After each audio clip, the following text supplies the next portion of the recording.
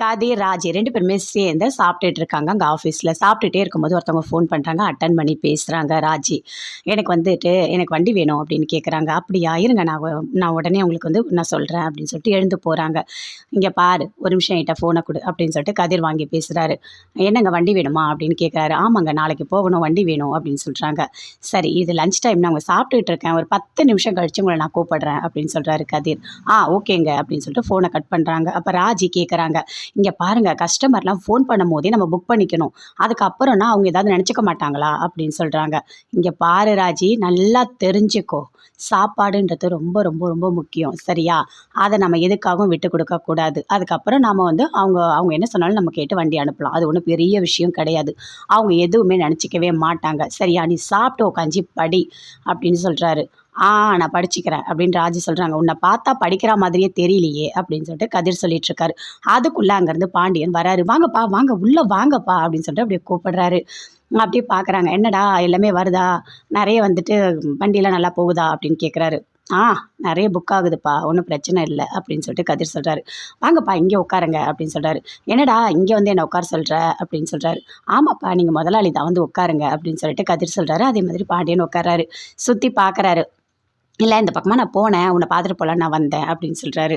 என்ன நல்லா போதில்லை, உனக்கு ஒன்று தெரியுமா, நீ உன்னோட ட்ராவல்ஸை பற்றி எல்லாமே நான் கடையிலையும் வச்சுருக்கேன், அங்கேருந்து கூட உனக்கு நிறைய ஃபோன்லாம் வரும் அப்படின்னு சொல்கிறாரு. எனக்கு தெரியும்ப்பா அப்படின்னு சொல்லிட்டு கதிர் சொல்கிறாரு. சரி, நான் போயிட்டு வரேன் அப்படின்னு சொல்லிட்டு அங்கேருந்து அப்படியே கிளம்பி போகிறாரு. 2 பேருமே ரொம்ப சந்தோஷப்படுறாங்க. என்னை பார்க்கறதுக்கு தான் வந்திருக்காரு, ஆனால் அப்பா போகிற வழியில் சும்மா பார்த்தேன்னு சொல்கிறாரு அப்படின்னு கதிர் சொல்கிறாரு. ஆமாம், அப்பாவுக்கும் பிள்ளைக்கும் ரொம்ப தான் பாசம் அப்படின்னு சொல்லிட்டு ராஜி சொல்லிட்டு இருக்காங்க. மீனா ரொம்ப வருத்தமாக போகிறாங்க. அவங்க அம்மா அப்பாவை பார்த்து பேசுகிறாங்க.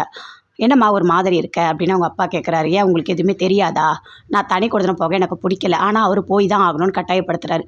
ஏம்மா நீ இப்படி இருக்க, 2 பேரும் சந்தோஷமாக இருக்கணும்னு தனி கொடுத்துன போனால் நல்லா இருக்க முடியும் அப்படின்னு அவங்க அப்பா சொல்கிறாரு. இங்கே பாருங்கப்பா, எனக்கு தனி கொடுத்தனம் போகவே பிடிக்கல, தெரியுமா? இங்கே எனக்கு எந்த வேலையுமே இல்லை, எல்லாமே அத்தை பண்ணிப்பாங்க. ஆனால் நான் தனி கொடுத்தனம் போனால் நான் வீட்டையும் கவனிச்சுக்கணும், எந்த வேலையும் அவர் செய்ய மாட்டார், எல்லாமே நான் தான் பண்ணிகிட்டு இருக்கணும், நான் ரொம்ப கஷ்டப்படணும் அப்படின்னு மீனா சொல்கிறாங்க. என்னம்மா பேசிகிட்டு இருக்க, தனியாக போனால் சந்தோஷமாக தான் இருக்கலாம் அப்படின்னு அவங்க அப்பா சொல்கிறாரு. அதுக்குள்ளே அங்கேருந்து செந்திலும் வராரு. நல்லா எடுத்து சொல்லுங்கள், இவளுக்கு நான் எது சொன்னாலும் புரியவே மாட்டுது அப்படின்னு சொல்கிறாரு. ஆமாம், எனக்கு பிடிச்சலாம் ஒன்று நான் தனி கொடுத்தனம் வரல, எனக்கு பிடிக்காம தான் நான் வரேன் அப்படின்னு மீனா சொல்கிறாங்க. ரொம்ப ஒரு மாதிரி அப்படியே ஃபீல் பண்ணி சொல்லிவிட்டு அங்கேருந்து அப்படியே போகிறாங்க. கடையில் இருக்கும்போது அப்படியே முட்டையை கீழே போட்டு உடச்சிட்றாரு. தங்கமயிலோட அப்பா உடச்சிட்டோடனே அப்படியே கோவமாக வருது, பயங்கரமாக கோவம் வருது சரவணனுக்கு. அப்படியே பார்க்குறாரு. அந்த முட்டையை அப்படியே க்ளீன் பண்ணிவிடுங்க அப்படின்னு பழனிக்கிட்ட சொல்கிறாரு. அதை கேட்டோன்னே அப்படியே சரவணனுக்கு கோவமாக வருது. ஏன் நீங்கள் தான் உடச்சிங்க, நீங்களே க்ளீன் பண்ணுங்க அப்படின்னு சொல்கிறாரு. அப்படியே ஒரு மாதிரி டென்ஷனாக பார்த்துட்ருக்காரு.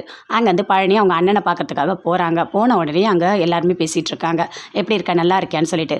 ஆமாம், என்ன எல்லா வேலையும் நீ அங்கே பார்த்துட்ருக்கியா, அந்த பாண்டியங்கடையில் டெலிவரி வேலை எல்லாமே நீ பார்க்குறியா, அன்றைக்கி அங்கே ஒரு இடத்துல தண்ணி குழாயில் பிடிச்சி குடிக்கிறேன் நான் பார்த்தேன் அப்படின்னு சொல்லிட்டு சக்திவேல் சொல்கிறாரு.